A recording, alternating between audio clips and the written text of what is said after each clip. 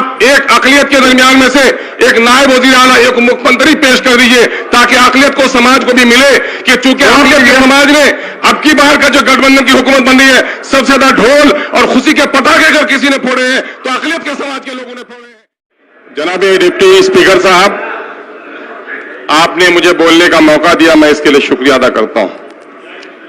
और मैं इस वक्त मौजूद वजीर आला जनाब नीतीश कुमार साहब की जानिब से जो विश्वास प्रस्ताव पेश किया गया है, मैं उसके समर्थन में खड़ा हूं।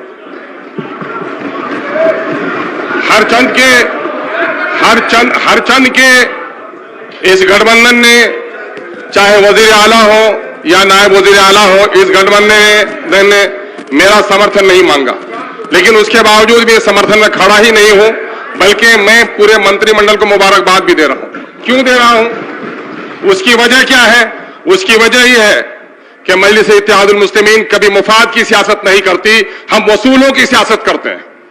चूंकि संघ परिवार के खिलाफ, भाजपाइयों के नफरत की सियासत के खिलाफ इस गठबंधन को बनाया गया है, मैं इसे उसको मैं मुबारकबाद देता हूं।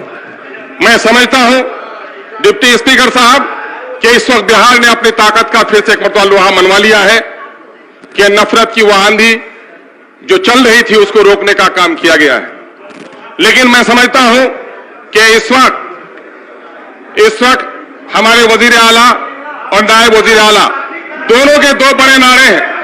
एक का नारा है कानून की हुक्मरानी और दूसरे का नारा है समाजी इंसाफ। तो मैं समझता हूं कि भाजपाइयों ने जो नफरत की आग में खुद जल गए और इन्होंने जो वादा किया है, यह वादा इनको निभाना पड़ेगा। इसलिए मैं गुजारिश करना चाहता हूं। गुजारिश क्या करना चाहता हूं महोदय, कि देश की राजनीति, जब तक देश आजाद न हुआ था सब लोग ये कौम थे, लेकिन देश की आजादी मिलते ही भाषावाद, जातिवाद और क्षेत्रवाद के नारे गूंजे। नतीजा हुआ है कि राजनीति कहीं न कहीं जातिवाद का शिकार हो गई है। जातिवाद के शिकार होने के नतीजे में यादव भाइयों को मौका मिला सत्ता में आने का, यादव समुदाय का भाइयों की तरक्की हुई। कुर्मी भाइयों को मौका मिला, नीतीश कुमार जी आए तो कुर्मी भाइयों को इंसाफ मिला, आगे बढ़ने का मौका मिला। राहुल गांधी आए तो राहुल के परिवार को फायदा मिला। लेकिन मैं पूछना चाहता हूं, अशफाक और हमीदुल्लाह के खानदान के लोगों को कब इंसाफ मिल पाएगा? मैं ये चाहता हूं, मैंने मुतालबा किया है, मैं सरकार के सामने मुतालबा कर रहा हूं, सरकार की तौहीन नहीं कर रहा हूं, कि सरकार अक़लियतों के साथ इंसाफ करने का वादा करती है, वादा निभाए। मैं उम्मीद करता हूं अलीगढ़ के मसले हल होंगे तथा 371 के तहत जो स्पेशल जोन करार देने की बात सीमांचल से उठी है, जिसका समर्थन जनाब तेजस्वी साहब ने भी जाकर किया है, मैं समझता हूं कि इस पर जरूर यह सरकार विचार करेगी। मैं समझता हूं कि सीमांचल में जो सैलाब की तबाही है, जो अक़लियतों के कब्रिस्तान का मसला है, जहां तक मामला है महोदय, रोजगार देने का वादा किया है। मैं साधुवाद देता हूं सरकार को कि कम से कम 10 लाख के रोजगार में 1 लाख से अधिक का रोजगार सीमांचल को दिया जाए, चूंकि पलायन सबसे ज्यादा वहां पर है। और मैं समझता हूं कि अल्पसंख्यकों के कब्रिस्तानों पर जो नाजायज कब्जा हुआ है, यकीनन है कि उसको आजादी मिलेगी।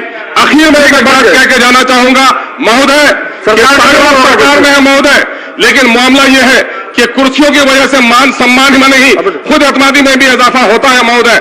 और मैं समझता हूं, मैंने सरकार से अपनी पार्टी की ओर से मुतालबा किया था कि काश आप एक अक़लियत के दरमियान में से एक नायब वजीर आला, एक मुख्यमंत्री पेश कर दीजिए, ताकि अक़लियत को, समाज को भी मिले कि चूंकि अक़लियत के समाज में अब की बार का जो गठबंधन की हुकूमत बन रही है, सबसे ज्यादा ढोल और खुशी के पटाखे अगर किसी ने फोड़े हैं तो अक़लियत के समाज के लोगों ने फोड़े हैं। इसलिए अक़लियत के लोगों को इंसाफ दिया जाएगा।